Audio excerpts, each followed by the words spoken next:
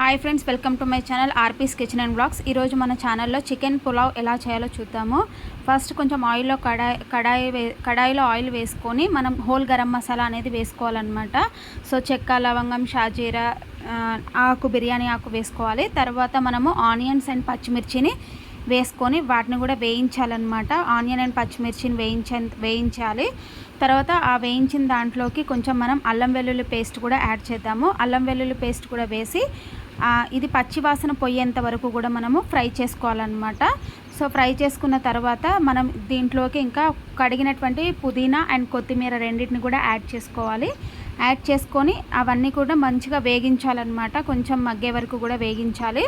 అంటే కొత్తిమీర, పుదీనా కూడా పచ్చివాసన పోయే విధంగా వేయించుకోవాలన్నమాట.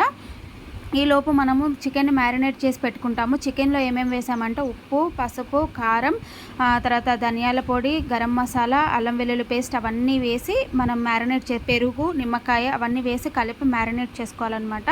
సో చూసారు కదా, ఈ విధంగా మనం 1 అవర్ ముందు మ్యారినేట్ చేసి పెట్టుకోవాలి.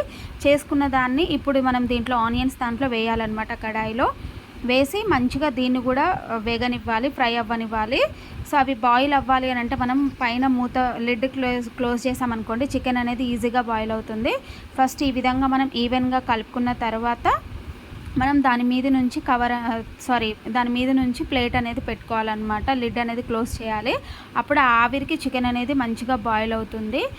చికెన్ హాఫ్ బాయిల్ అవ్వాలి. హాఫ్ అంటే ఒక 40% బాయిల్ అయినా సరిపోతుంది. తర్వాత దాంట్లో మనం వాటర్ అనేది యాడ్ చేసుకోవచ్చు.